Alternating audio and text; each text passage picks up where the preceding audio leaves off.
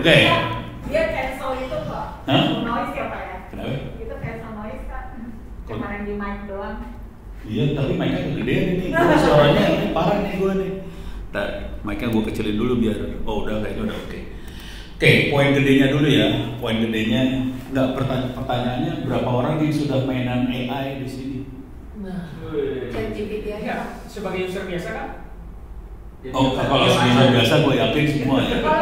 Kalau codingan gitu, Belum kan? belum. Siapa? Yang kemarin yang nyobain software yang dari Israel siapa? Alvin. Oh, Calvin doang lu. Saya pen testing ya. Oh, ada. Betul. Tapi lu belum pada ngoding beneran ya? Oke, siap.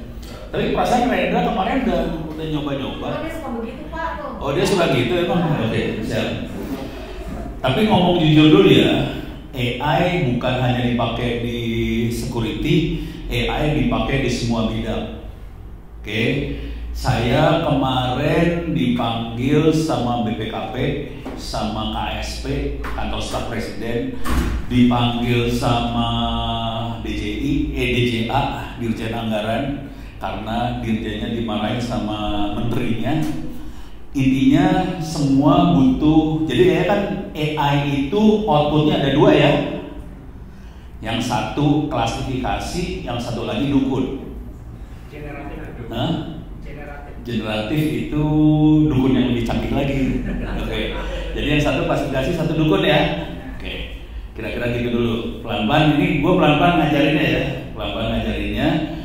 Yang dibutuhin sama Republik ini terutama yang dukun. Cuman kita nggak akan bisa jadi dukun kalau kita nggak bisa klasifikasi.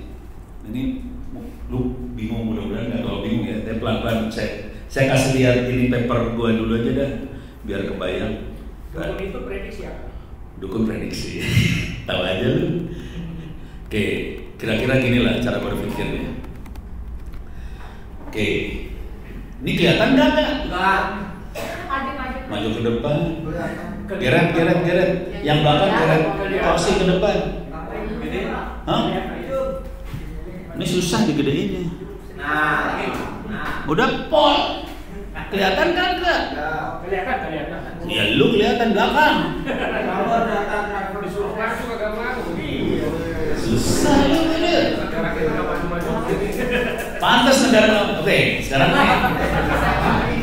ini siklusnya ya.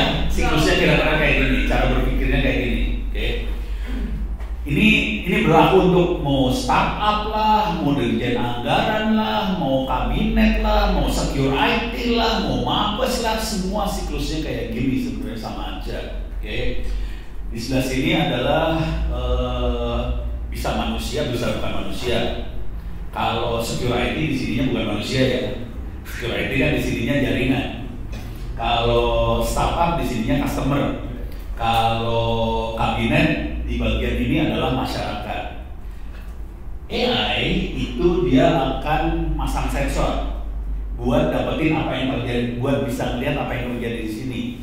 Kalau security dia masang sensor untuk melihat traffic ada anomali apa kagak. Masang sensor nih, semua data disimpan di database. Kalau dirjen anggaran dia akan ngumpulin data-data anggaran dari semua kementerian lembaga masuk database. Kalau kementerian misalnya Bappenas, mereka punya satu data, mereka masukin semua data. Jadi intinya kita butuh mata-mata, sensor, kumpulin. Kemudian dari sini masuk ke programmernya. Programmernya buat analisa data. Ini jujur dulu, saya sih jujur tertarik sama analisa data-data traffic yang ada di sini sih sebenarnya.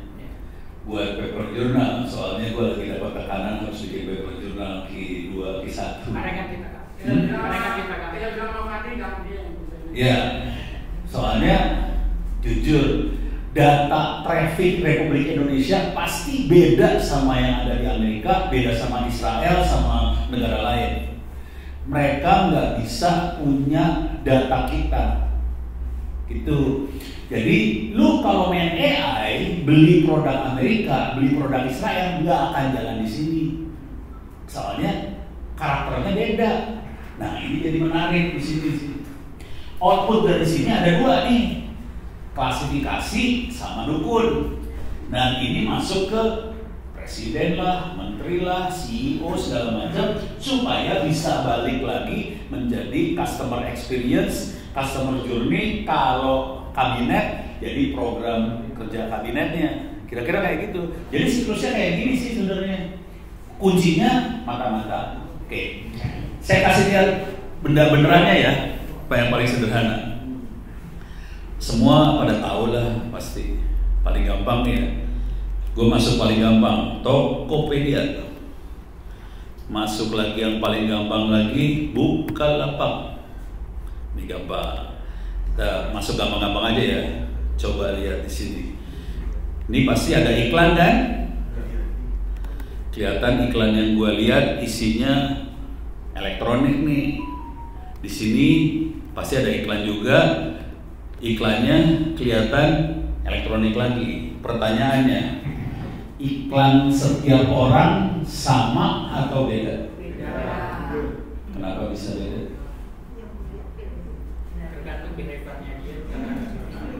Tergantung dia search apa, dia beli apa. Jadi si situs itu melakukan mata-mata kan, nyatet apa yang kita kerjain, kemudian dia klasifikasiin Ono sukanya apa, kemudian dia bikin iklan yang sesuai sama Ono. Itu dia melakukan personalisasi dari situsnya dia supaya cocok sama Ono. Dijadiin duit dalam bentuk iklan. Beres ya? Udah kebayang ya? Jadi itu tadi siklusnya, feedbacknya jadi iklan, jadi duit.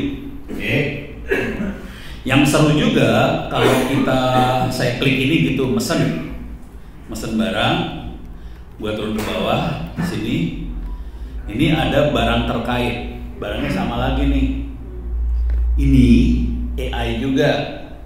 Ini saya ngomong sama Ibam. Waktu itu Ibam adalah vice presidennya Bukalapak untuk urusan AI. Ini Bukalapak bukan yang paling gede duitnya, yang paling gede kan Topet ya. Bukalapak aja sekitar 12 triliun perputaran uangnya per bulan. Triliun mainannya, muterin duit bukan duit dia ya. Dia memutarkan uangnya 12 triliun per bulan. Ditambah ini dia ukur, ternyata nambah putarannya beberapa ratus miliar per bulan. Cuma gara-gara barang terkait ini. Jadi caranya sederhana banget. Kalau ada orang mesen apa, dicatat. Kalau orang mesen apa, dia akan mesen apa lagi. Ini dikeluarin jadi iklan di bawah ini, dan ternyata efeknya nambahin perputaran duit. Gitu ya. Jadi sebetulnya yang namanya AI sederhana banget sih. Dia nyatet, dia lihat pola, kemudian polanya dibalikin sebagai ini jadi customer experience sebetulnya. Istilahnya orang-orang startup. Kira-kira kayak gitu ya. Ini juga balik lagi ke security juga sama aja ntar. Cuman bentuk customer experience-nya adalah cara melihatnya gitu ya. Ini traffic normal, yang normal kayak gini. Toto ada towing gitu, ada traffic yang ajaib. Nah ini sesuatu nih. Itu kalau orang suruh tadi yang mantengin layar anak apa? Monitoring. Lu sebagai manusia suruh monitoring layar ikhlas. Gue sih kagak ikhlas, gue mendingan monitoring cewek gue daripada layar.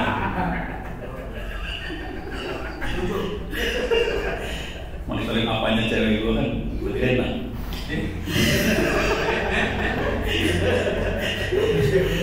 Yang suruh monitoring layar, mesin aja. Jadi caranya kita tangkap semua pola traffic yang normal seperti apa. Kalau ada yang nggak normal, kasih tahu. Jadi caranya kayak gitu, itu AI banget tuh. Jadi kita harus punya data yang normal seperti apa, yang tidak normalnya seperti apa. Kalau ada yang nggak normal, tangkep, kasih tahu. Kira-kira kayak gitu. Itu harus diprogram sih. Nah itu gue pengen mainan yang itu, karena jadi AI jadi masuk ke dunia security ini kan. Beres ya? Kebayang ya? Pelan-pelan nih. Ini kalau ada pertanyaan langsung diinterupsi aja ya. Gitu ya. Nambahin aja Kak. Kadang orang berpikir ya, teman-teman yang tadi dibilang Kak Mono, kadang orang kan berpikir cuma alif aja bisa dengan script lain gitu kan. Artificial intelligence bukan artinya itu langsung canggih ya. Tidak perlu dipahami dulu. Artificial intelligence barangkali seperti anak-anak yang intelijennya masih bawah, sambil dia nanti berkembang dia akan belajar. Jadi artificial intelligence tadi dijelaskan Kak Mono itu baru yang masih sederhana. Nanti kita lihat Kak Mono yang tadi itu akan makin smart ya. Kita lihat. Jadi semakin banyak data yang dikumpulin, semakin presisi dia bisa nebaknya. Gitu ya. Contoh yang lain mungkin ada hubungan sama security, contohnya adalah di OJK misalnya.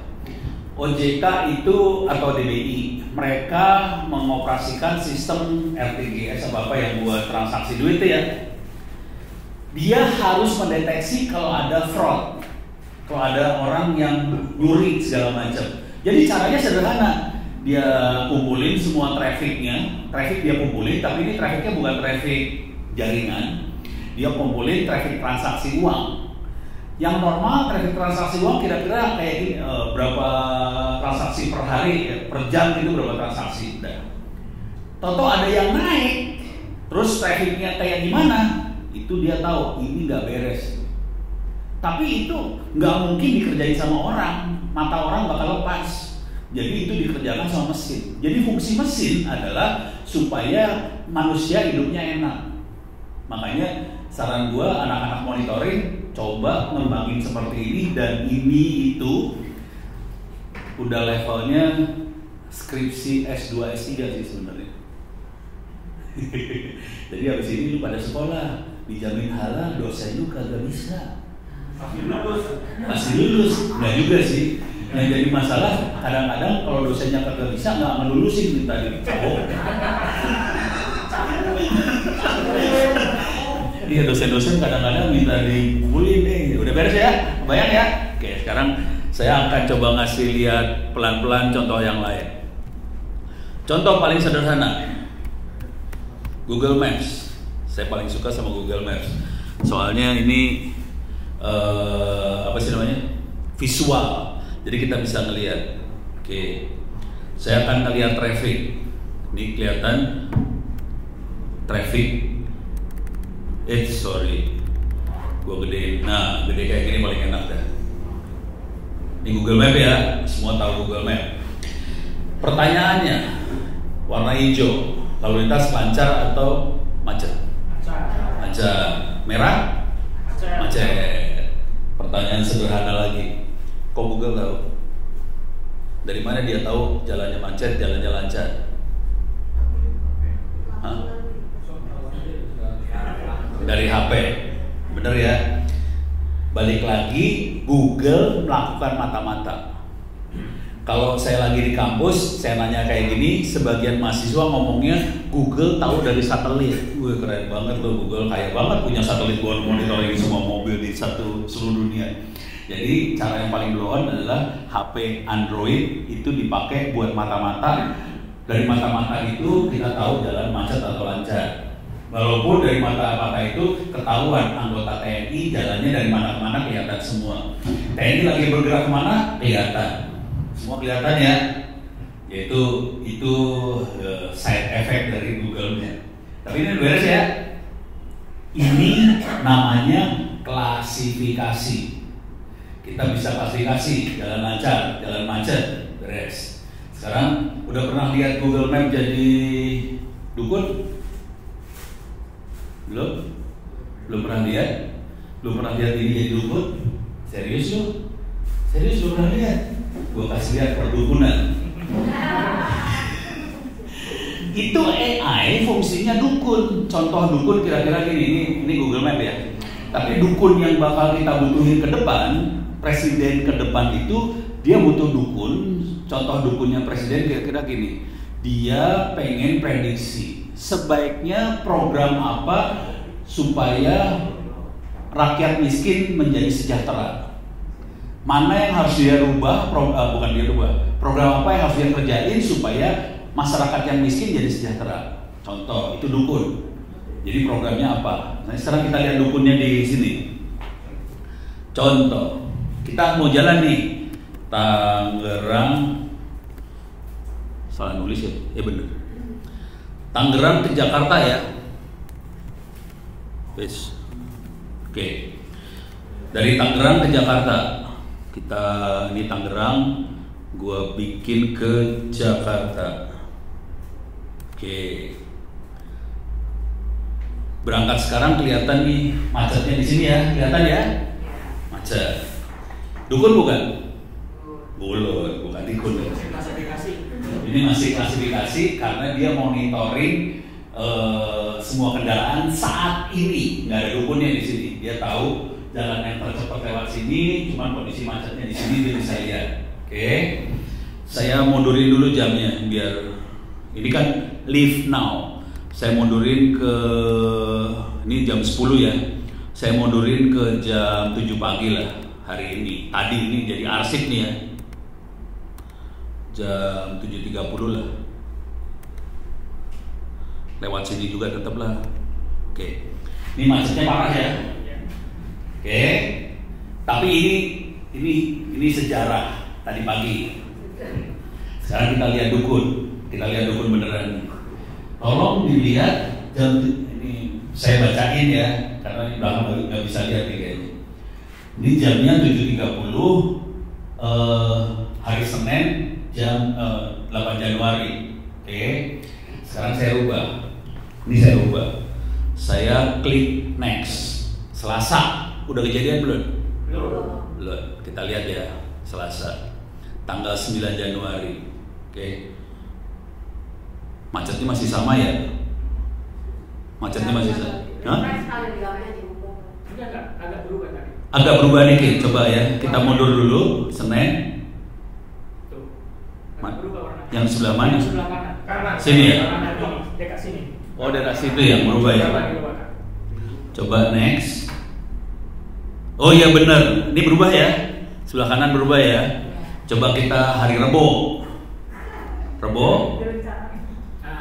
Berubah banyak nih ya? Gua naikin. Ini tanggal 10 ya? Udah kejadian belum? Belum. Ini tanggal 11. Oke. Tuh, ada birunya sekarang. Tadi nggak ada. Tanggal 12. Nggak gitu kelihatan. Ini hari apa? Hari Jumat. Iya Jumat. Ini hari Sabtu. Sekarang Sabtu, tanggal 13. Beda. Berubah banget ya. Pertanyaannya, kok Google tahu? Dari mana dia tahu? Dari history sebelumnya. Dikasih tahu gua enak aja. Parah lu. Kok tahu? Kok Google bisa tahu? Dari kebiasaan. Monitoring dari mana dia kebiasaannya itu? Pola apa? Mulai bingung belum kan? Ini dukun asli loh, ini dukun nih, belum kejadian aja bisa tahu. Nanti di hari hanya nggak beda jauh kayak gini. Tahu dari mana tuh? Statistik, gitu ya. Dan ini kejadian sama. Lu pakai Google Translate, mainnya kayak gini juga persis. Google Translate, ChatGPT, mainnya gini semua nih sebenarnya. Mainnya statistik. Sekarang gue kasih lihat. Jadi data-data yang Anda punya, minta maaf, data monitoring disimpan kagak? Ada. Datanya ada, trafficnya ada. Hilang nggak datanya? Berapa lama disimpan? Berapa lama disimpan? Bisa 1 tahun, Pak. 1 tahun. Tolong jangan sampai hilang. Kalau bisa lebih dari 1 tahun. Dan gitu perjuangannya. Nggak ada duitnya buat storage. Ya udah, taruh di rumah gue dah. Nah, soalnya saya butuh banget buat analisa traffic itu. Di situ ada dikasih di tag nggak, dikasih label nggak, mana traffic normal, mana traffic tidak normal. Apa traffic doang? Traffic doang. Belum ada label. Oke, perlu dilabelin ntar. Tapi ntar saya kasih lihat traffic yang ada. Di dashboardnya ada. Bisa di mapping nggak dashboardnya sama data traffic? Bisa. Jadi kalau misalnya ada yang anomali tadi, terus saya Enggak, maksudnya masukin ke database jadinya. Jadi kalau traffic ini tidak normal. Paling diekspor data yang anomalinya diekspor. Nah itu kita perlu kerja keras tuh buat ekspor segala macam supaya database-nya jadi satu. Tapi ntar pelan-pelan gue kasih lihat kenapa saya butuh seperti itu. Itu ya. Ini udah bayang kan? Ya. Oke. Kenapa Google bisa sampai jadi dukun seperti ini?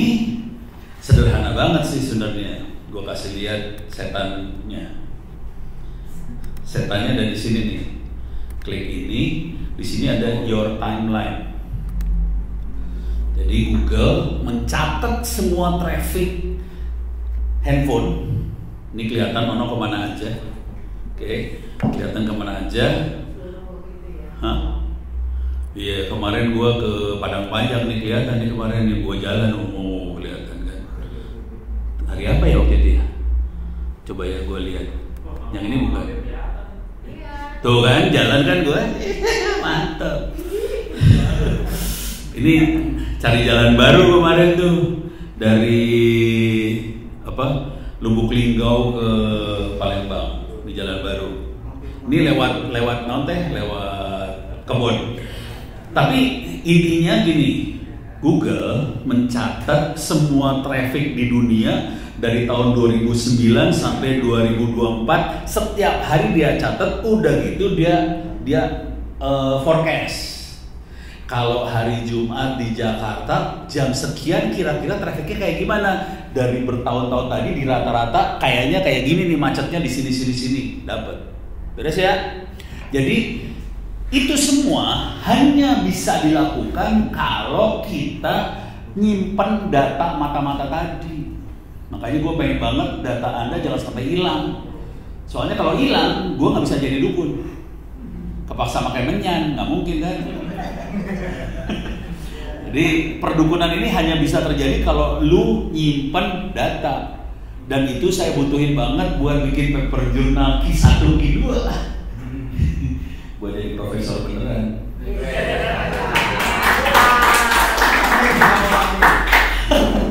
Jadi gue minta tolong banget soalnya, tolong gue nggak bisa. Saya untuk bikin paper jurnal saya butuh data sih. Ntar bisa tulis bareng, apa gitu ya. Udah kebayang ya? Udah kebayang? Sip. Oke. Sekarang saya akan mulai masuk ke tekniknya. Sampai sini dulu ada pertanyaan nggak? Aman? Kan ada fitur misalnya don't track me atau ya hilang ya? Hilang. Tapi kan ya Calvin nggak kelihatan. Saya tetap kalau gue sengaja yang gue buka. Soalnya gue kepaksa ngasih contoh, kepaksa gue buka. Tapi ini pakai nomornya istri sih sebenarnya. Jadi maka istri ya kan? Dia nggak tahu. Ya gue kan jahat juga orang. Kalau istri 3 dong. Kalau mau Iswan. Enakan istri. Lu jangan ngomong soal cewek-cewek ini jangan. Ya lo, kayak menteri. Ntar dia lapor ke bini gue kan gue nih. Oke, ada lagi pertanyaan urusan yang ini beres ya? Kebayang ya? Jadi fungsi Anda di AI machine learning adalah untuk klasifikasi sama forecast. Untuk klasifikasi forecast kita butuh data. Yang perlu kita catat dalam hati kita adalah data ini beda untuk setiap negara, setiap lokasi beda. Nggak bisa kita pakai AI buatan Israel di Indonesia langsung, nggak bisa. Mereka harus training datanya dia dengan kondisi Indonesia. Kalau nggak dia bisa salah. Beres ya? Jadi bohong banget lah AI buatan Amerika pasti jalan di sini bohong. Gitu. Beres ya? Nah sekarang data training kalau kita mau algoritmanya sendiri mau kita kembangin. Ini saya langsung masuk ke ada 2 jenis lah. Kalau mau ngembangin yang dunia normal biasanya kita masuknya ke Kaggle. Ini Kaggle itu dia nyiapin data buat training. Tapi ini semua bidang. Kalau kita mainan buat jaringan seperti segala macam, kita biasanya masukkan ke UNB, Cyber Security. UNB adalah University of New Brunswick di Nova Scotia di Kanada. mereka yang nyimpen data buat training buat cyber security. Oke. Jadi ada Canadian Institute for Cyber Security. Di sini ada dataset. Kita bisa training algoritma yang kita bikin supaya kita bisa deteksi dark web lah, ada IDS, ada segala macam. Oke. Tapi ini dengan data traffic di luar. Nanti kita harus ngambil lagi data traffic Indonesia, kita training algoritma yang kita punya supaya lebih presisi untuk di Indonesia. Supaya kapal model khusus untuk itu. Betul. Oke. Ini kita lagi ngomong bahasa yang mungkin agak susah dimengerti, model apa segala macam. Nanti pelan-pelan saya kasih lihat ya. Model itu apa segala macam, nanti programmingnya seperti apa. Sampai sini udah oke ya. Kita butuh data buat training. Oke. Nah, sekarang saya akan masuk ke matematika. Mampus coba.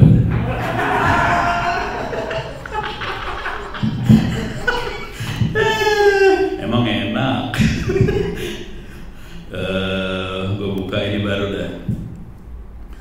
Ini dasarnya ya, dasar banget dari semua ini. Dasarnya sederhana sih, pelajaran SMA kelas 1 kali ya.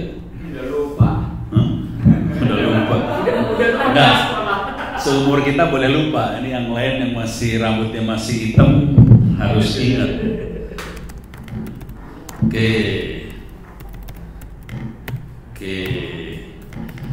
Persamaannya kayak gini bentuknya. A kali X plus B sama dengan Y. Persamaan apakah itu? Linear ya. Ingat gak sih lu? Kok mulai pada bengong gitu? Linear ya? Oke. Sekarang saya akan ngasih soal. Oke.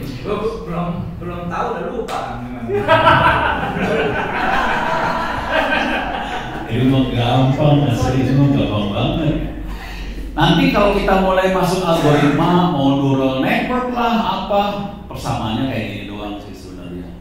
Beres ya. Cuma nanti beda-beda algoritma, beda kemampuan untuk bisa presisi.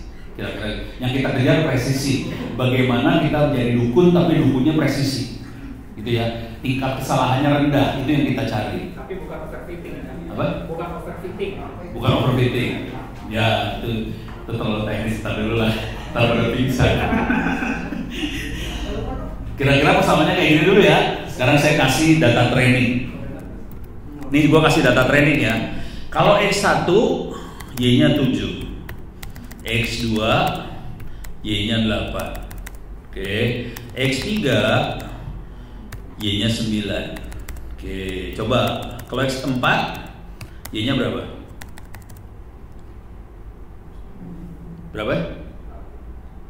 X1 7. Berapa? 10. Pintar lo pada ya. Oke. Pertanyaan gue yang lebih agak bikin pusing adalah A-nya berapa, B-nya berapa. Silahkan dihitung. Gue kasih tahu ya, ini pelajaran, biasanya pelajaran SMA kelas 1 atau kelas 2, teknik yang dipakai biasanya namanya substitusi. Mampus. Hitung A-nya berapa, B-nya berapa. Saya mau tahu itu A1, B berapa? B6. B6, siapa yang jawab sih? Oh, yang baru lulus. Yang ini langsung naik.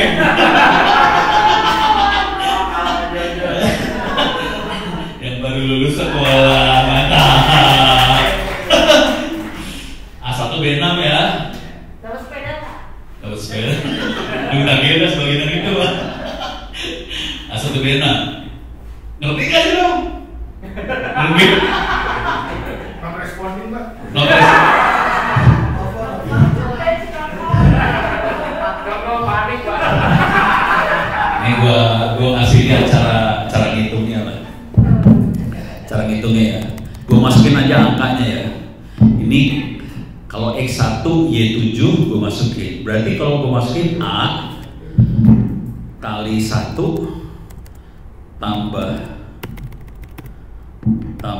B sama dengan 7 kan? Terus A kali 2 tambah B sama dengan 8. Bener kan? saya rubah dulu dikit. Ini gua taruh di atas. Oke. Atas kurang bawah. Berapa? Kalau dikurangin berapa jadinya? Jadi A tambah 0 sama dengan 1. A tambah 0 sama dengan 1. Dapat dong? Ya. A-nya berapa jadi? 1 ya? Ya. Oke. A-nya dapat 1. Sekarang A gua masukin.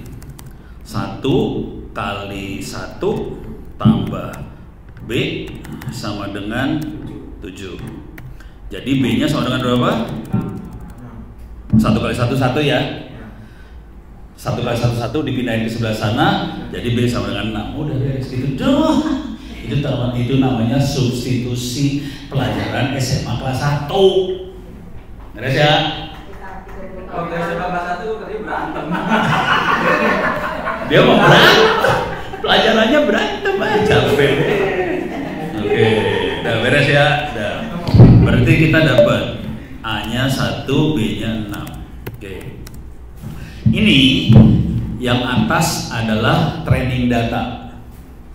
Atau di sini namanya data set. Sama, itu training data juga, data set. Setelah kita punya A dan B, itu model. A dan B ini namanya model. Kalau orang mesin learning ya nyebutnya model.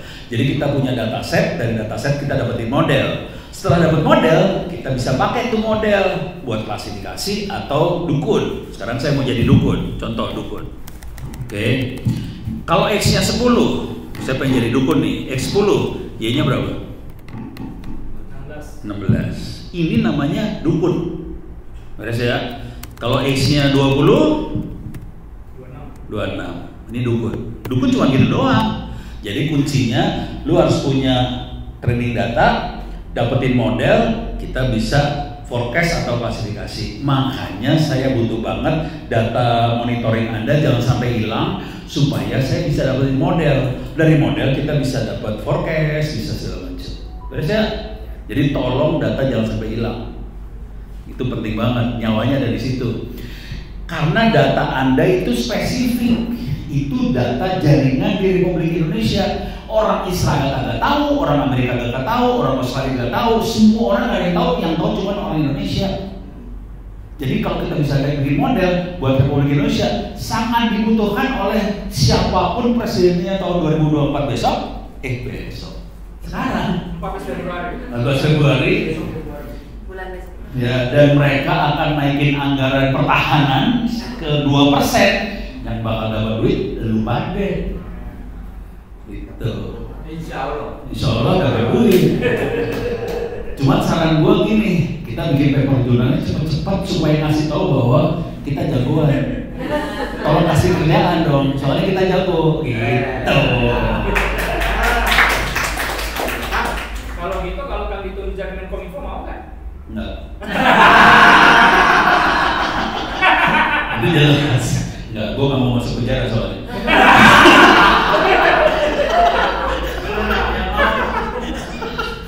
Ini beres ya? Oke, sekarang gue akan ngerubah model ini. Ini gue rubah nih. Ini beres ya? Sekarang gue kasih lagi. Oke. X-nya itu bisa macam-macam sih. Saya bikin X yang 2 variabel. Misal, saya monitoring cuaca 25 derajat, ininya humidity 30%, dapetin cerah cuacanya. Tolong perhatiin, sekarang parameternya bukan hanya angka, bisa persen, bisa derajat, bisa huruf. Oke, sekarang saya bikin lagi. Misalnya 26 derajat, ini misalnya 25% cerah, misalnya. Cuman di sini saya bikin lagi 15 derajat, ininya 90%, di sini hujan. Sekarang ini cuaca ya, cuaca. Sekarang misalnya saya hasil monitoring ternyata suhu 12 derajat Celcius, di sininya 80%. Kira-kira cuacanya apa? Hujan. Jago lu badan. Gua kagak nanya A dan B-nya ya. Soalnya ada B-nya bonyok lu ntar. Jadi kita bisa nebak dengan cara ini. Beres ya? Jadi kira-kira kayak gini, yang atas ini adalah training data, terus kita butuh model, dari model kita masukin X, dapetin Y. Beres ya? Oke. Mesin learningnya cuma gini doang sih, lu pada ditipu aja semua. Sekarang gue masukin yang lain, X-nya kira-kira gini.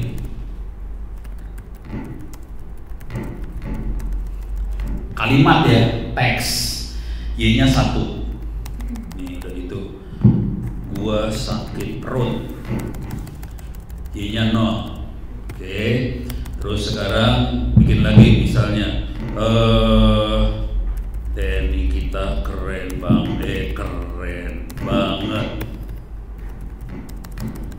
1 misalnya. Sekarang itu training data. Sekarang saya masukin teks yang mau nebak nih, kira-kira nebak ya. Misalnya tuh Rangga ya,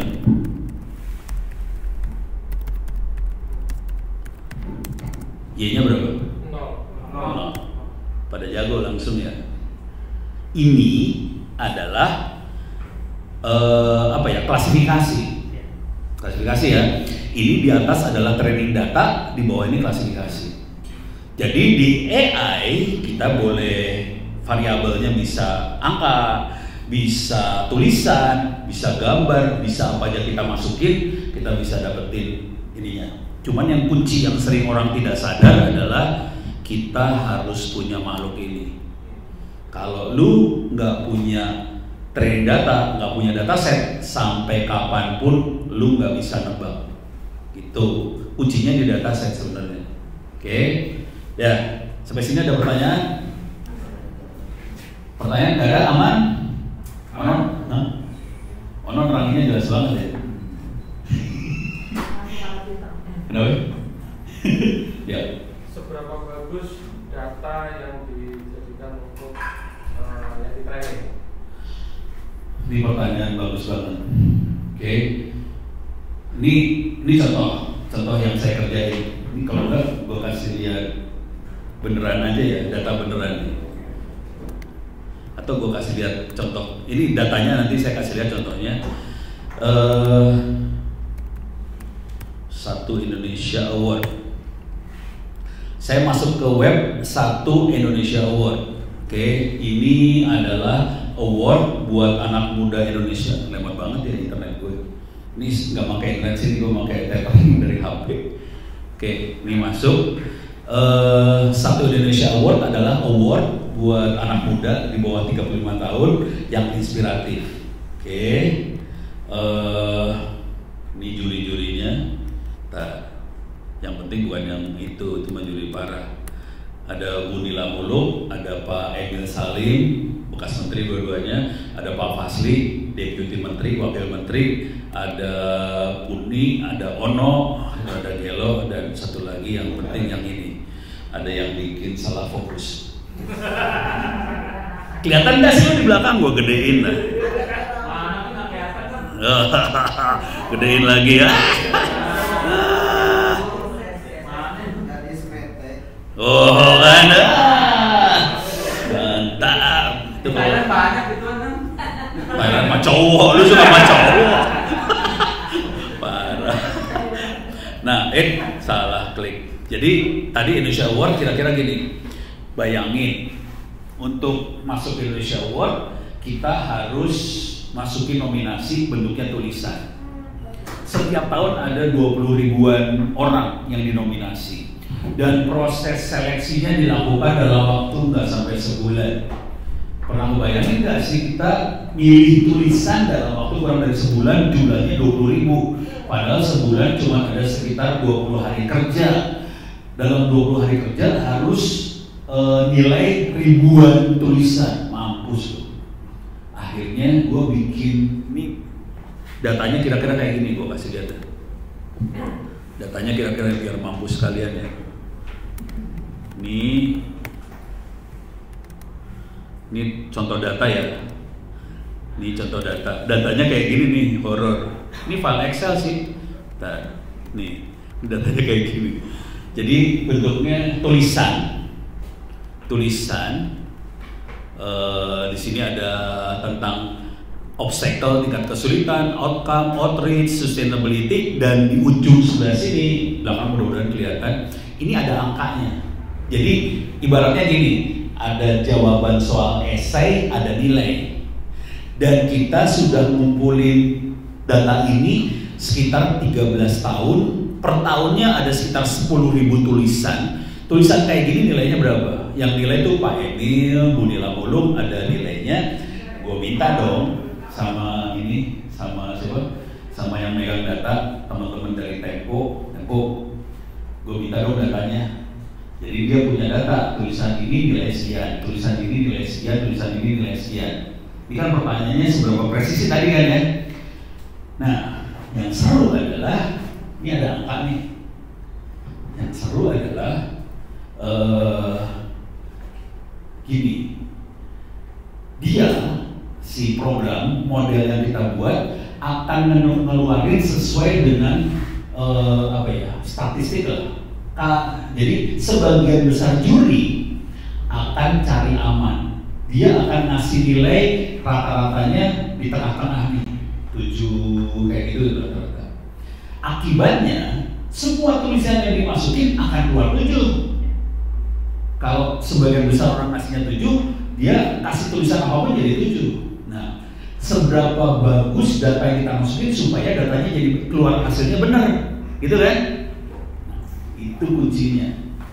Ini kejadiannya adalah di kasus yang ini yang paling saya suka adalah Dian Sastro, karena dia cakep. Dian Sastro tuh kalau kasih nilai sadis. Dia satu sadis banget orangnya. Dia kritis dan dia sadis banget. Dia akan ngasih nilai diskrit ya, 1 atau 9. Kalau kita juri yang normal 7, 7, 7, 7, 9, 7, 9, 7, 7, 7, 7, 9. Dian Sastro 1, 9, 1, 9. Parah dia. Konsekuensinya kalau ada tulisan dimasukin ke Dian Sastro, kalau bisa dapat 9, ini pasti jago nih orang. Akhirnya gue bikin 2 model. Ada model juri yang normal, ada Dian Sastro. Gue masukin Dian Sastro, gue bisa dapetin ini langsung tulisan bagus dapat. Jadi kira-kira kayak gini jawabannya. Jadi seberapa bagus data yang harus kita kumpulin supaya kita bisa prediksi dengan baik. Datanya harus sadis sih. Harus kita punya data jelek, kita punya data bagus, harus punya dua-duanya. Jangan datanya bagus semua. Kalau kita kasih komputernya data bagus doang, kita nggak tahu yang namanya jelek. Overfitting. Ya, jadi overfitting, kebagus semua. Jadi tadi waktu data dikumpulin, data yang monitoring dikumpulin, kalau bisa kita punya data bagus, traffic bagus seperti ini, traffic jelek kayak gimana, harus punya datanya dua-duanya. Supaya dia bisa tahu, oh ini yang jelek, oh ini yang bagus. Kebayang ya? Sorry, jawabannya saya kasih cerita bentuknya supaya kebayang. Oke? Dan ini saya masukin jadi paper jurnal. Si Ono kan rada gelo orangnya.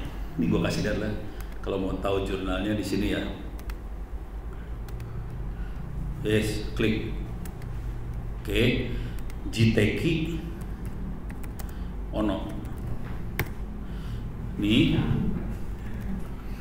Ini jurnalnya ini key-nya key 3.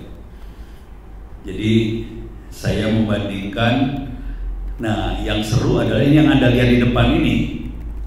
Ini adalah source code. Ini source code ya. Ini source code. Ini membandingkan mesin learning sama manusia dari Satu Indonesia Award. Hasilnya sama.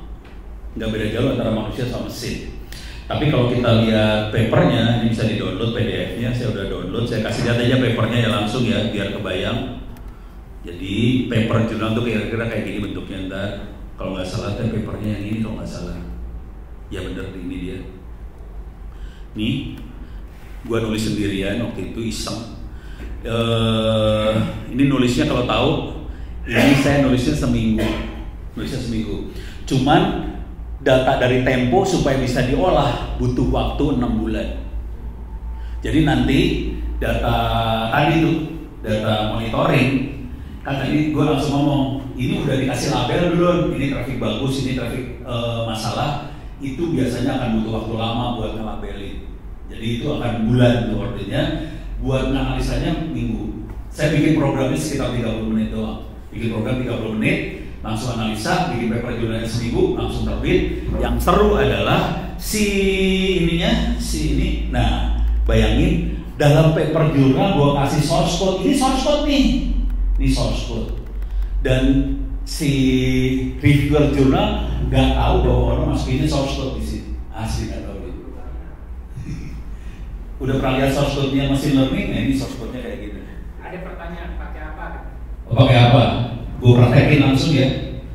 Nih, ini di belakangnya dia Python. Belakangnya dia Python, cuman saya pakai yang lebih manusiawi. Saya pakai Anaconda. Pakai emaknya Python. Anaconda akan manggil Python, nanti kita jalanin Orange. Pakai Jupyter juga? Enggak, ini kan di Linux. Oke, terus ya. Kita praktek ini udah kebayang ya? Kita praktek nih sekarang. Oke, kita praktek. Ini udah tutup. Tadi udah ini tutup. Ini udah ngerti urusan ini, udah ngerti ya? Oke, kita praktek sekarang. Asik. Sorry. Mana sih? Tanda seru teh mana tanda seru?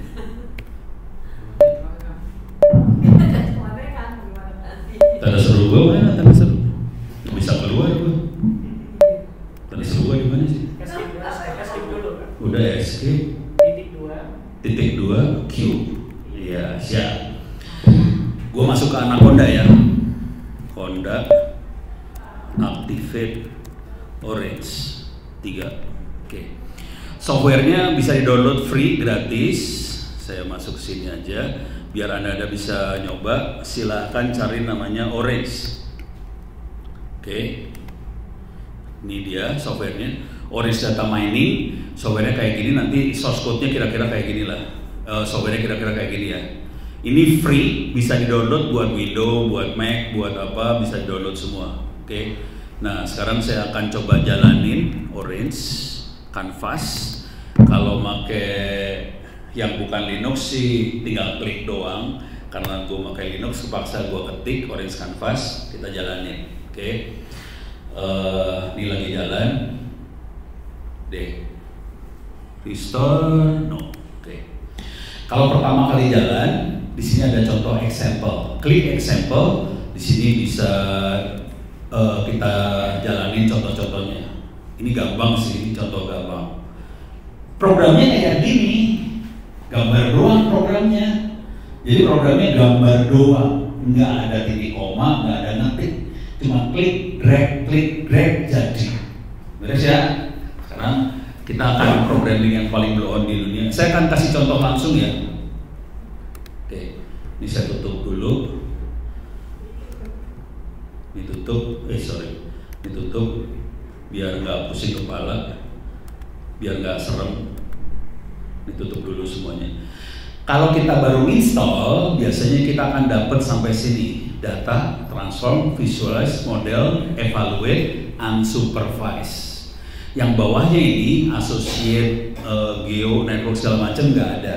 Caranya buat nambahin, di sebelah kanan atas ada option, ada add-ons. Nanti kita tinggal klik apa yang mau ditambahin, dan ini semua free. Saingan dia adalah RapidMiner, cuma RapidMiner itu pakai duit. Karena gua nggak punya duit, punya sedikit. Dikasih sama Roloff.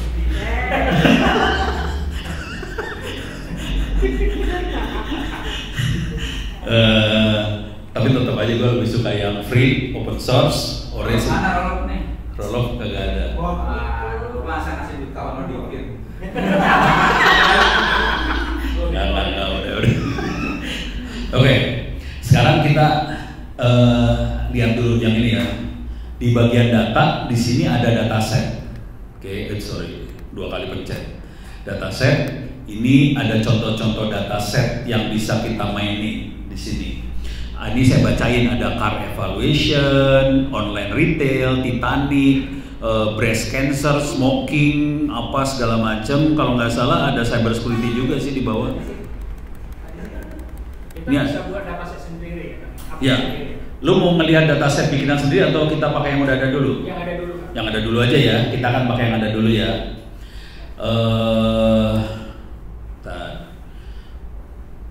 Gue lagi mikir ini fiturnya banyak banget. Fiturnya ya.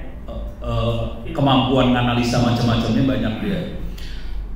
Gue lagi mikir enaknya gue ngasih lihat apa ke lu pada gitu. Ini contoh yang paling blow on lah. Ini contoh gue belum tahu. Hah? Data ulet. Oke. Ini saya akan ngasih contoh Titanic. Tahu Titanic? Tahu. Kapal tenggelam itu ya, Titanic. Oke. Ini ya tingkat keselamatannya. Iya. Ini lebih ke karakter malaikat maut.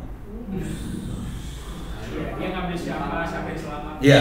Jadi kalau kapal tenggelam, ada malaikat maut datang, kira-kira ini teknik pengambilan keputusan. Ini kapal tenggelam, malaikat maut datang, kira-kira penumpang mana yang harus diambil nyawanya duluan, gitu ya. Sekarang gua kasih lihat datanya. Datanya sih di belakang susah ngeliat nih buat berapa. Kelihatan nggak sih lu nggak kelihatan, lu mending maju kan? Hah? Ini saya klik Titanic, oke, klik. Sekarang saya pengen lihat datanya seperti apa. Di sini ada buat print tabelnya, saya geret ke sebelah sana. Saya akan melakukan programming, saya sambung. Cuma gini doang programming, sambungin, klik, udah beres ya. Gue buka saya dulu. Ini kita kan tahu caranya ya, klik kanan, klik kiri, digeret gitu, klik lepasin. Ini ya tombolnya kan. Gue kemarin di Dirjen Anggaran, DQ, gue gini segala macam, mereka pada ngomong, kalau itu caranya gimana ya? Asli, gue besok terus. Akhirnya kepaksa cara ngajarnya, ini saya klik, ini saya geret ke sana, saya lepas kliknya, ini saya klik lagi, kasih tabel ke sana, lepas, sampai kayak gitu ngajarnya di Dirjen Anggaran Republik Indonesia. Kayak gitu gua ngajarnya, harus sabar sekali ya ternyata. Karena DQ dimarahin sama menterinya ngomongin gini, lu kan punya data banyak. Gua kemarin udah beliin software untuk bisnis intelijen supaya dia bisa menganalisa data, udah gitu dia bisa prediksi ke depan kira-kira Republik ini akan beli apa, anggarannya seperti apa. Kan dia forecasting dan anggaran sebelumnya kan. Dia forecast ke depan, ternyata nggak ada yang bisa tuh orang-orang itu. Udah gitu mereka manggilin konsultan kan, semua konsultan isinya teori doang. Wah, AI kayak gini, nggak ada yang praktek kayak gue, nggak ada. Jadi masalah besar Republik ini teorinya hebat, suruh praktek bonyok. Orang Indonesia banyak orang retorika ya. Retorika. Nih gue kasih lihat praktek blow on banget ya asli. Ini datanya kayak gini nih ya, ini datanya. Bisa digedein kagak ya? Nggak bisa digedein. Lu lihat dari belakang ya. Kalau nggak kelihatan lu lihat. Jadi yang warna hitam ini kalimat di atasnya survive, yes, no, hidup, mati. Sekarang ada itu Y. Kalau tadi persamaan AX plus B sama dengan Y, ini Y-nya, hidup atau mati. Kemudian di sini sumbu X-nya ada statusnya first class, second class, third class, crew. Terus ada umur, adult atau anak-anak, child, udah gitu ada gender, laki, perempuan, gitu ya. Datanya kayak gini doang. Kalau data benernya kan harusnya umurnya 50 tahun, 60 tahun, ada nama segala macam, semua itu dibuang. Transgender nggak masuk. Apa tuh? Yang transgender nggak masuk. Bisa gua masukin sih, kalau lu mau. Tapi kan waktu tahun berapa? 18 sekian itu ya? 18 sekian waktu itu orang masih pada normal.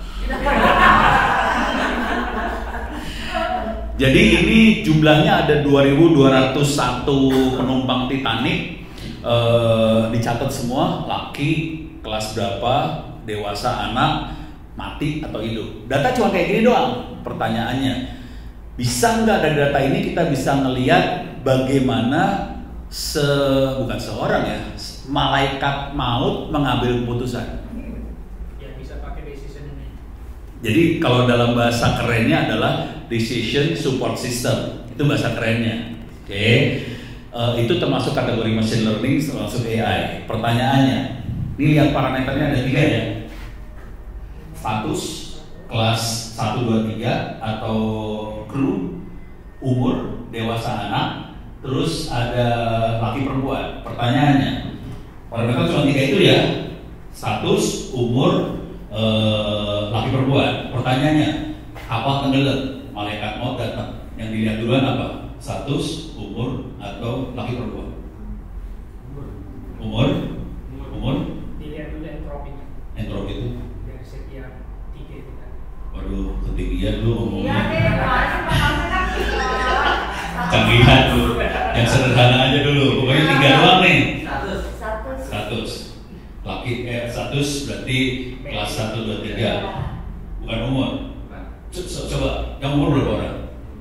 Umur, status berapa orang? Hampir sama. Kita lihat ya. Ini ada pertarungan antara status sama umur. Kalau umur jelas gue mati, karena gue udah tua. Dia juga mati. Ya, misalnya gue numpang Titanic, gue mati duluan.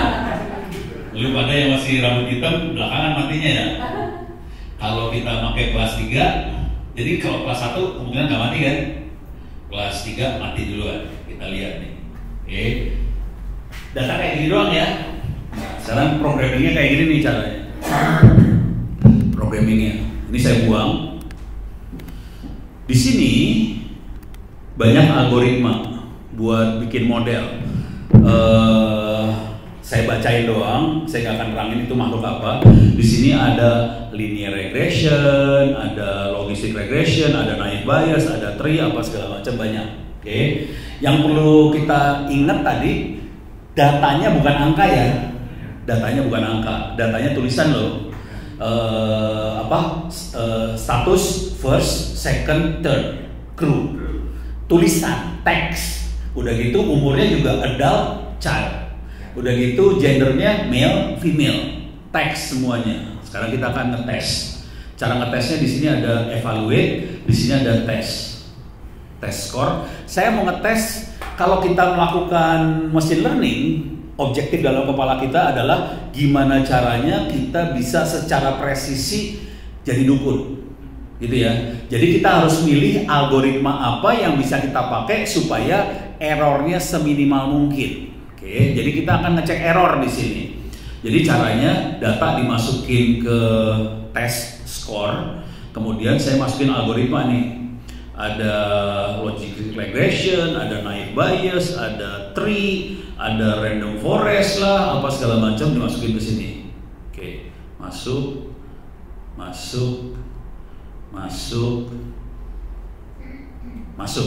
Oke. Kalau kita klik di sini, nah ini belakang nggak bisa lihat nih. Tapi gue kasih lihat di sini, ini bagian yang ini ada tulisan precision, tingkat presisinya. Di sini ada kelihatan tree 81,6% presisi, logistic regression 77,2, udah gitu di sini naive bayes 77,2, random forest 81,4. Tree 81,6, lebih tinggi sedikit, gitu ya. Konsekuensinya saya akan pakai tree. Jadi algoritma banyak, kita harus pilih algoritma mana yang paling presisi. Oke, kita ambil. Yes. Dia tentuin mana yang paling presisi, dasarnya apa ya? Dasarnya gini. Jadi ini ada data, ada 2000 data. Oke, waktu cara dia ngetes ya, 2000 data dia split, dia pisahin datanya. Ada 10% buat testing, 90% buat bikin model. Jadi dia akan bikin model, terus dia punya data buat ngetes. Coba dia tes, bener nggak tebakannya? Dari situ dia nanti hitung errornya berapa. Jadi ada Y tebakan, ada Y sebenarnya, berapa persen errornya dari situ. Gitu ya. Ini pertanyaannya Gildas bagus kan? Iya, buat ngejelasin yang tadi lebih sederhana gini. Misalnya tadi kan ada 2000 datanya kan ya. Datanya kan tadi kan ada 2000 ya. Jadi yang dimaksud dari tes itu misalnya saya ambil 100. Dari 100 itu saya lakukan 4 algoritma tadi, ya, dapat baru nanti dari 100 itu kira-kira dari 100 sampel yang saya uji coba kesalahannya cuma 14. Kalau yang lainnya misalnya yang 20 dan 30 gitu kan, nah makanya dilihat ternyata lebih presisi yang yang 0,8 sama, kira-kira gitu. Jadi ambil dulu sampelnya dari split banyak itu diambil 100, baru dilihat mana yang paling presisi dengan yang tadi berapa persentage, lalu itu yang diatur model untuk data yang sebenarnya, kira-kira gitu sih. Nah ini jadi dia akan create data simulation ya? Bukan data simulation, dia ambil dari data kita. Dari total data di split sama dia. Nah, split ya. Sorry. Total data dia split. Ini belakang mudah-mudahan bisa membaca. Di sini cara nyeplinnya bisa kita set. Training set size 66%. Jadi kan kita punya 2.200 data, 66% buat training, sisanya buat ngetes. Ini di sini kita bisa set angkanya di sini, gitu ya. Jadi ya bagus ditanya. Training itu buat dapatin model. Udah kebayang ya, terus ya. Oke, sekarang kita udah tahu yang paling bagus train. Oke, ini gua kasih tambahin satu lagi lah. Linear regression. Oke. Tadi di sini ada logistic regression. Kalau kita ingat datanya Y-nya cuma 2 variabel. Yes, no. Hidup, mati. Dia bukan linear. Dia on off. Logical regression. Jadi kalau kita kasih linear pasti error di sini. Saya masukin linear ya. Ini langsung error. Merah warnanya linear regression. Jadi linear itu bagus kalau datanya linear, Y-nya linear. Kalau Y-nya nggak linear, kita nggak bisa pakai linear regression. Sorry. Oke, ini kita buang ya, kita buang. Ini kita buang lagi. Ini gue lagi programming nih, hati-hati nih gue programming, geblek. Programming cuma gini dong. Di belakang ini kan ada coding sebenarnya yang di generate dia. Ada apa? Coding. Oh, ini pakai ya Python. Belakangnya dia Python ya. Tadi kan gue jalanin Anaconda dulu ya. Anaconda jalanin Python jalanin ini. Oke. Nah ini saya dapetin model caranya gini nih. Jadi data gue masukin ke tree, dapetin model. Nah sekarang saya akan visualisasi. Jadi yang namanya machine learning itu cuma data hasil mata-mata, masukin model, output visualisasi, saya masukin visualisasi, saya masukin tree viewer. Oke, saya sambungin di sini. Udah. Sekarang kita lihat hasilnya. Saya rubah ke 2 level. Jadi minta maaf. Siapa yang bilang gender? Tadi lu bilang kelas ya? Status salah, umur salah. Yang benar, yang pertama kali dilihat sama malaikat maut, gender dulu, laki perempuan. Jadi lu dua-duanya salah. Jadi kalau lu mau selamat, kalau kapal mau tenggelam, lu mau selamat, lu harus pakai rok. Karena itu kan dievaluasi duluan. Jadi kelihatan. Padahal datanya kan cuma gitu doang ya. Mati, hidup, terus kelas 1, 2, 3, umur, gender. Ternyata hasil analisa, ternyata malaikat maut melihatnya gender duluan. Udah gitu kalau perempuan baru dilihat status, kalau laki-laki dilihatnya umur. Jadi kalau perempuan akan saya gedein lagi ya. Gedein lagi. Ini bukan sih, lu mah ngaco. Ini statusnya status kelas penumpang 1, 2, 3, kelas 1, kelas 2, kelas 3 atau kru. Jadi kalau perempuan dilihat status, kalau kelas 3 lu mati. Kalau kelas 1, 2 atau kru hidup. Kalau laki-laki dilihat umur, lu anak-anak hidup, lu orang tua mati. Kalau ingat ceritanya Titanic, waktu Titanic itu yang mendesain cukup arogan, ini kapal nggak akan tenggelam, akibatnya skocinya lebih terbatas jumlahnya, pas tenggelam skocinya cuma sedikit. Makanya prioritas pertama yang naik skoci adalah perempuan. Perempuannya juga prioritas dulu, kelas 1, 2, 3 prioritas pertama. Kalau kelas 3 tenggelam aja nanti. Laki-laki juga dilihat dulu, lu tua, lu ke air aja. Kalau anak-anak naik ke skoci. Jadi harus tahu cerita Titanic juga sih. Beres ya? Kalau status sih menurut saya karena ini ya, karena memang posisinya. Kalau kelas 3 kan keluar lama dia. Iya. Karena kan kalau dari udah crowd nggak bisa nanya lagi. Kalau di ceritanya lebih horor lagi itu yang kelas 3 dikunci.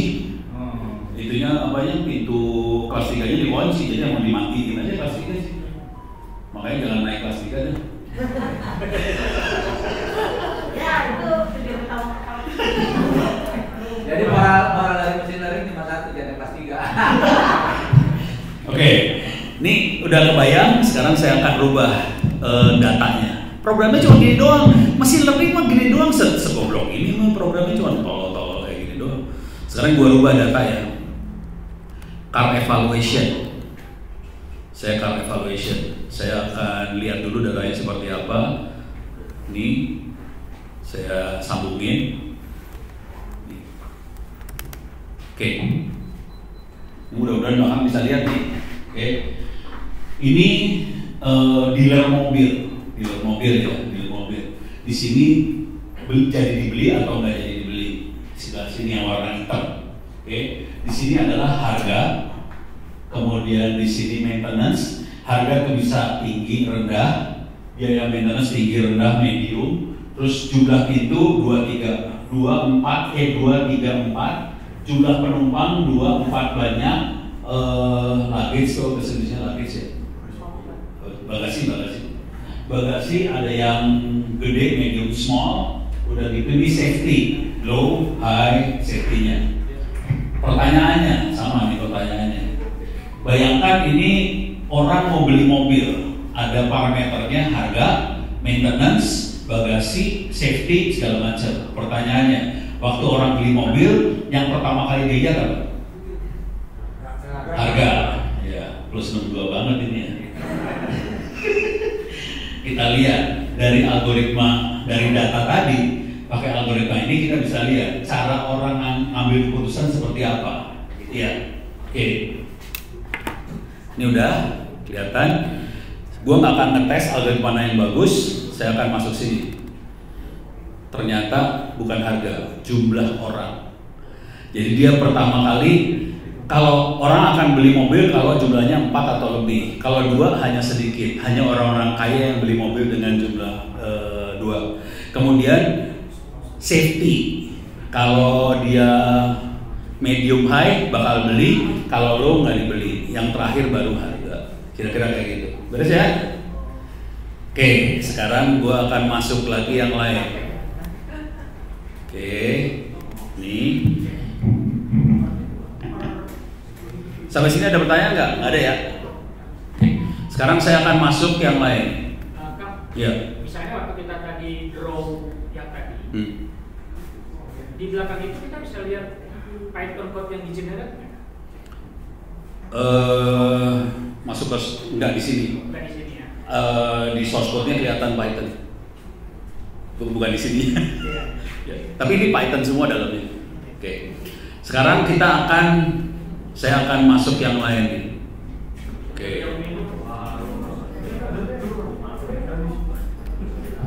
Lu harus pada minum semua biar punya energi dikit ya. Sekarang lebih susah. Kita akan analisa gambar. Oke. Ini saya kasih lihat nih ya. Ini gambar. Ini bayangkan kita punya kamera buat ngeliat pintu yang masuk siapa, gitu ya. Atau kita pengen deteksi ini orang yang lewat siapa sih. Berarti kita harus perlu klasifikasi. Ini siapa? Kalau yang gambar yang ada di saya ini sekarang adalah binatang peliharaan, domestic animal. Ini ada apa? Ada anjing, ada bebek, ada kuda, segala macam. Tugasnya adalah mengkelompokkan.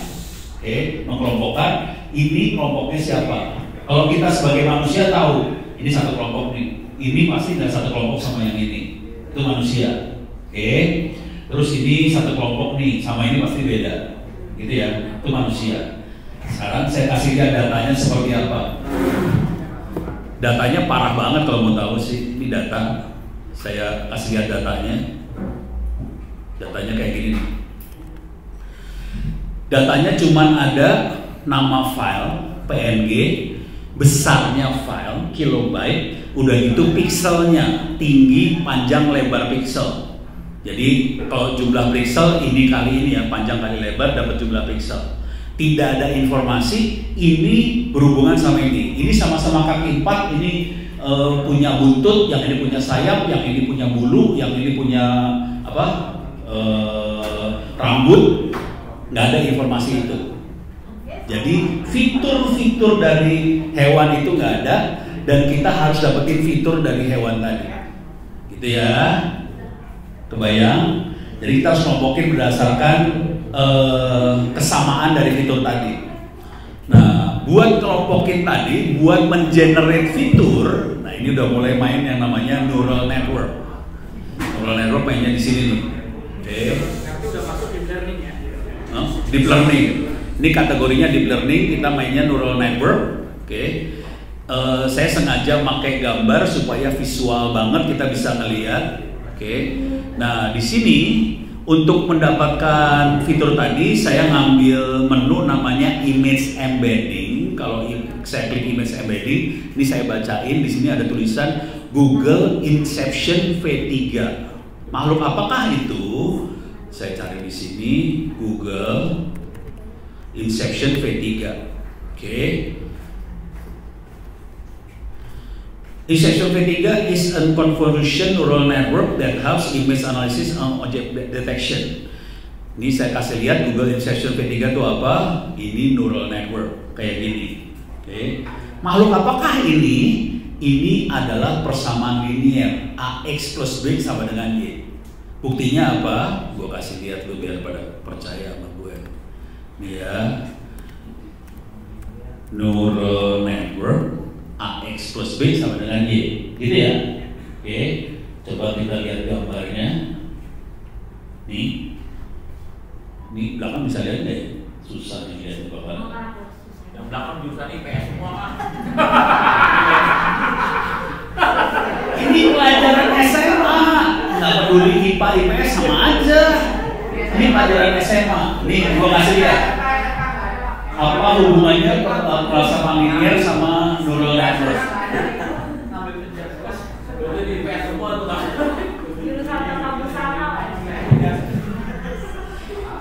Ini ya. Ini tadi neural networknya kayak gini. Oke. Sekarang kita lihat persamaannya langsung. Sorry.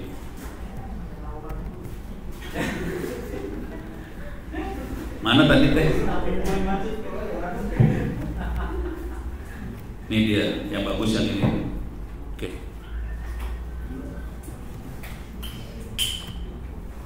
Oke, mudah-mudahan membaik. Dari belakang kelihatan mudah-mudahan.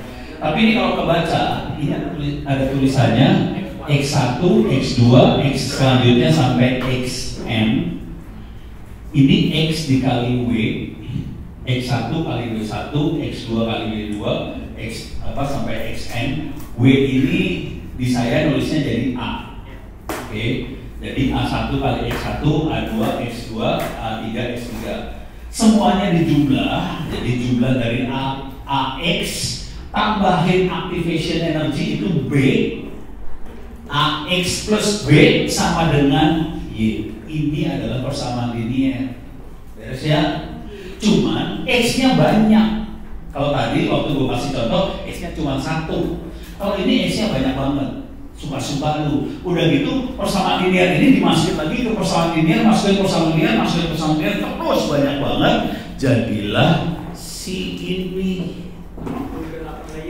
Jadi ini adalah Google itu bikin Google Inception itu persamaan linear, masuk persamaan linear, masuk persamaan linear, akhirnya dia dapetin Y-nya tadi, dia dapetin fitur.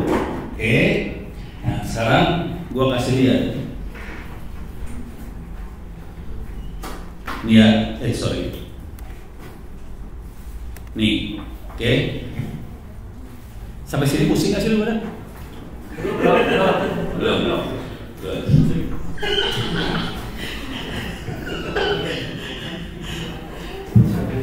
Ini ingat ya, input filenya seperti ini, datanya seperti ini. Nama filenya apa, kemudian kilobyte-nya berapa, pixelnya berapa. Tidak ada informasi fitur-fiturnya tadi. Sekarang gue masukin di sini. Ini gue masukin ke Google Inception. Gue kirim ke internet, ke Google balikin lagi. Sekarang kita lihat hasilnya, efeknya.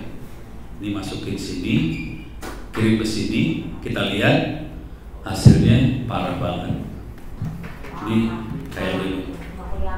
Nggak kelihatan. Tapi intinya gini, yang warna abu-abu adalah data yang awal.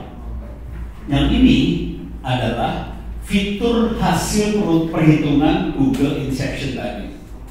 Dia langsung dapat fitur-fiturnya. Kalau tadi kan gua ngomongnya kakinya 4, sayapnya 2, pakai bulu, pakai rambut, ada buntut, segala macam. Dia hitung dalam bentuk kayak gini. Kalau kita lihat nanti ini fiturnya ada sekitar 2048 fitur, banyak banget.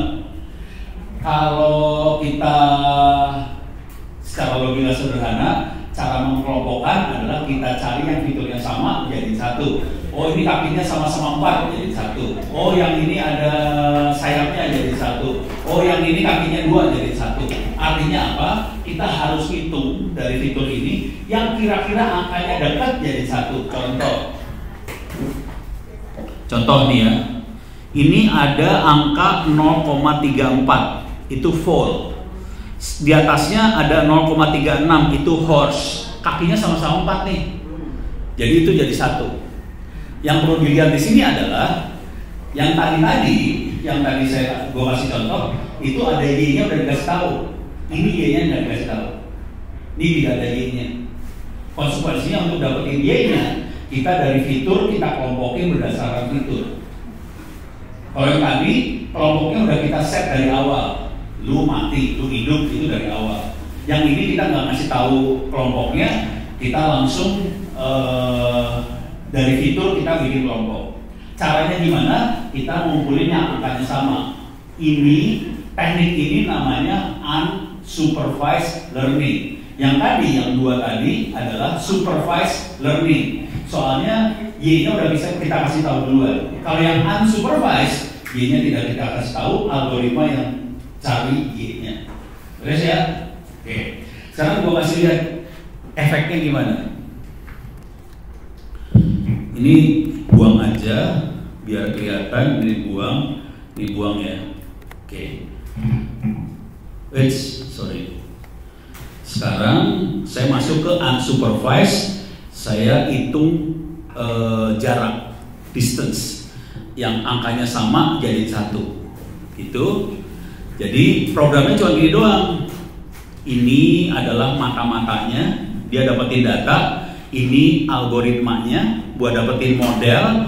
Kemudian kita visualisasinya di sini nih. Bikin klaster kelompok. Oke, saya sambungin. Ini hasilnya. Tapi kan susah ngelihatnya. Supaya enak ngelihatnya, saya ambil image viewer. Kita lihat gambarnya. Ini